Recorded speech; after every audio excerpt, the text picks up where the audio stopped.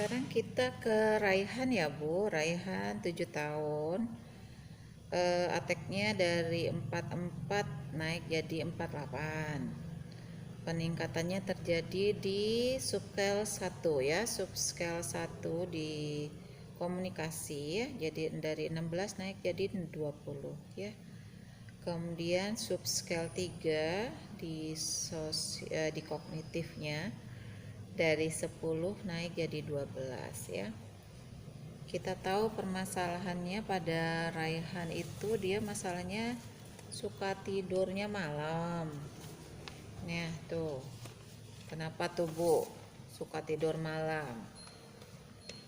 Kalau tidur malam, orang serumah juga tidak boleh tidur malam ya, Bu. Semuanya harus tidurnya sesuai dengan yang Ibu mau. Misalnya jam 9 ya berarti semua satu rumah harus tidur di jam 9. Lampu semua mati, televisi mati ya.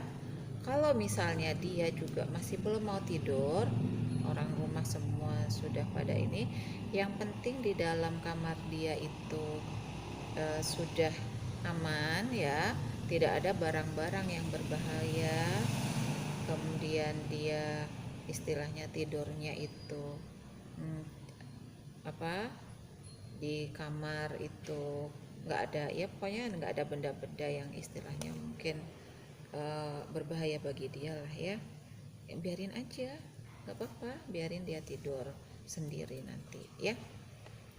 Kemudian jangan lupa kalau siangnya sudah terlalu banyak tidur ya mungkin dia juga tidak akan mau tidur ya.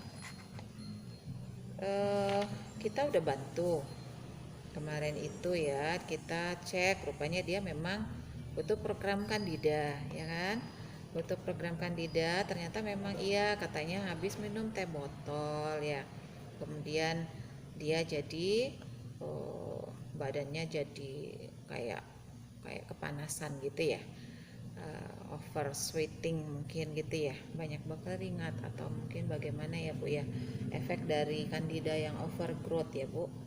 Jadi kita udah kasih program Candida ya, kemudian kita lakukan toxin elimination ya, jadi eliminasi toksin yang diakibatkan oleh Candida yang overgrowth tadi ya.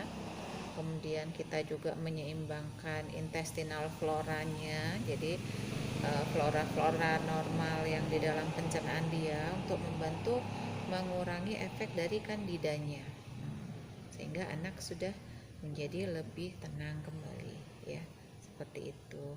Kemudian kita juga sudah support ya untuk hiperaktifnya diturunkan ya.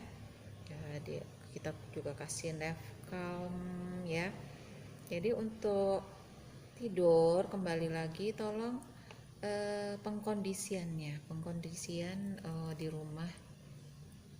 Jadi mungkin jangan sampai menjadi kebiasaan dia, untuk tidurnya memang harus lebih tertib gitu ya, orang-orang di rumah harus ikut mendukung semuanya, mengkondisikan seperti itu ya.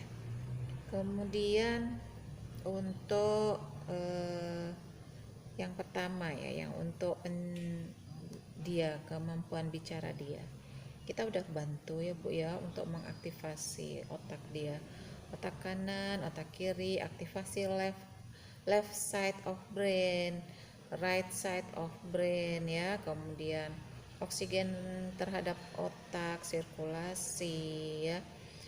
Dia sekarang kan memang lagi masuk di eliminasi file 2 ya, yang tentang gula-gula dan juga Candida ya Bu ya. Mudah-mudahan dengan selesainya nanti eliminasi Candida, sekarang kan dia juga udah masuk ke eliminasi multiple chemical ya. Multiple chemical itu bahan-bahan kimia yang ada di dalam tubuh dia, sama food additive. Food additive tuh bahan-bahan tambahan yang mungkin sudah pernah dia makan ya, yang ada di makanan dan minuman yang sudah pernah dia masuk ke dalam tubuh dia. Nah, jadi kita udah akan masuk ke program detoksifikasi, eliminasi organ-organ elimnya. Jadi kidney itu ginjal ya Bu. Nanti akan ada program untuk livernya juga ya.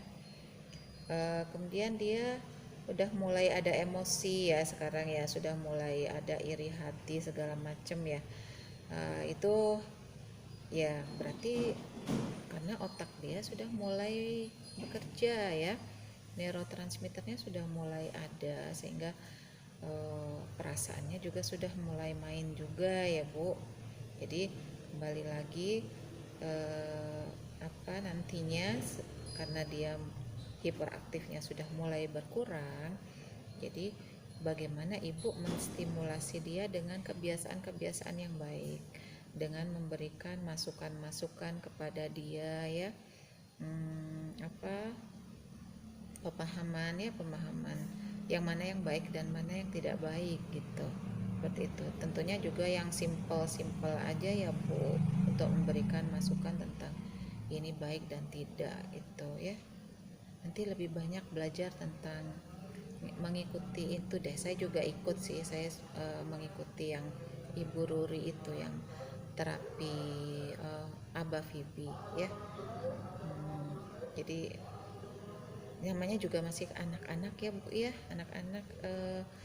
Raihan kan masih umur 7 tahun ya, umur 7 tahun kan masih belum banyak tahu tentang mana sih yang baik, mana yang enggak gitu ya. Jadi kita yang memberikan masukan ke dia supaya dia tidak melanjutkan lagi masalah iri hatinya itu ya. Mungkin ibu lebih tahu iri hatinya itu seperti apa gitu kan, saya nggak tahu ya iri hatinya itu karena apa gitu, masalah apa yang menyebabkan ibu istilahnya memberikan statement bahwa dia itu sekarang sudah mulai timbul iri hati gitu. Saya kan nggak paham ya apa maksudnya gitu, tapi itu kembali lagi dia masih anak-anak, jadi memang masih butuh banyak diberi pemahaman gitu ya. Mudah-mudahan dengan kita tetap stimulasi untuk neurotransmitter otaknya, dan otaknya juga sirkulasinya, ibu kasih dia nutrisi yang lebih baik ya, karena sudah eliminasinya sudah lumayan banyak, jadi itu membuat dia lebih progres nantinya ya. Begitu ya Bu ya. Kemudian kita lanjut ke Lukman ya. Lukman ini masih baru.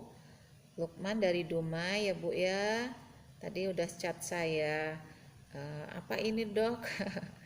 Hasil evaluasi apaan ini, saya nggak tahu ya Bu ya. Saya lagi repot mau bikin video ini, jadi jadi biar saya lebih jelas menjelaskannya di sini. Jadi Ibu bisa lihat di situ ya Bu ya. Di kolom-kolom itu ya ada nilai-nilai. Ada namanya subscale 1 ya. Subscale 1 itu komunikasi ya, kemampuan komunikasi. Jadi itu maksudnya kemampuan komunikasi dari Lukman ya. Kemudian subscale 2 itu kemampuan untuk bersosialisasi ya. Mungkin Ibu kemarin udah dipandu kan ya waktu ngerjainnya ya sama terapis ya. Jadi ini kita akan lakukan setiap bulan ya Bu ya, di minggu pertama atau minggu kedua, tergantung Ibu lebih cepatnya untuk mengerjakan isian ateknya ini. Jadi Ibu akan mengerjakannya itu setiap bulan. Nanti kita akan evaluasi. Jika nilainya itu semakin menurun ya, jadi misalnya subscale 1 di bicaranya ya. Kalau bulan ini dia nilainya 19, terus kemudian bulan depan hasil penilaian Ibu itu nilainya menjadi 17 misalnya, berarti itu ada progres di masalah komunikasi dia, kemampuan dia berbahasa. Demikian juga untuk subscale 2 sosialisasi, jadi kemampuan dia untuk bersosial ya. Kemudian subscale 3 kemampuan sensori dan kognitif dia, jadi bagaimana dia apakah bisa BAB sendiri, cebok sendiri ya, toilet trainingnya, gangguan tidur apa enggak gitu. Kemudian bagaimana kemampuan kognitifnya ya, kepandaian dia gitu. Yang keempat itu kesehatan umum, fisik dan perilaku ya. Itu nanti kita evaluasi, kalau bulan depan nilainya semakin turun berarti progresnya udah semakin bagus. Seperti itu ya Bu ya. Untuk Lukman programnya kita awal masih eliminasi ini ya, eliminasi parasit ya, kemudian juga bakteri virus karena ada masalah dengan kulit dari Lukman. Jadi kita akan fokus ke itu dulu Bu. Kenapa begitu? Karena dengan kita menyelesaikan masalah di kulit dia akan menjadi lebih tenang dan akhirnya progresnya akan lebih baik begitu ya. Kemudian mengenai yang Ibu tanyakan tadi mengenai BAB-nya ya. BAB yang baik itu yang seperti apa ya? BAB yang baik seperti apa? Saya sudah pernah menjelaskan di grup, mungkin Ibu waktu itu belum masuk ya. Jadi BAB itu buang air besar mestinya anak setiap hari ya, setiap hari, dan konsistensinya, artinya konsistensi itu nggak terlalu lembek gitu ya, nggak terlalu lembek tapi nggak keras gitu ya. Kalau dia keras itu namanya konstipasi ya, itu juga akan merupakan suatu masalah bagi anak. Kemudian apakah bentuknya itu di dalam tekstur BAB-nya apakah masih ada terkandung tekstur dari makanan. Jadi misalnya dia makan nasi, keluarnya nanti ada nasinya gitu, atau dia makan sawi hijau, tiba-tiba di dalam BAB-nya juga ada sawi hijaunya, berarti ada masalah dengan pencernaannya dia. Nah itu akan saya evaluasi mulai dari mulutnya sampai ke lambung, usus halus, usus besarnya, sampai ke autonomic nervous systemnya, artinya ke sistem saraf dia gitu. Apakah mungkin juga ada gangguan di enzim pencernaannya? Itu semua kita akan bantu, termasuk apakah mungkin nutrisinya yang masih belum seimbang antara prebiotik dan probiotiknya ya. Nah itu yang nanti Ibu harus pelajarin.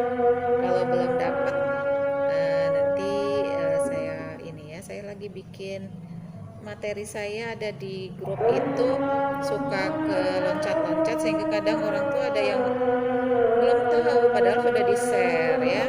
Jadi saya lagi bikin, saya nanti masukin di IG aja, IG-nya khusus tapi khusus yang pernah saya terang-terangin gitu. Jadi kalau misalnya ibu-ibu mau lihat tinggal lihat di IG begitu ya. Mohon maaf ya karena ibu-ibu akhirnya harus banyak memanfaatkan media ya, media komunikasi di medsos ya.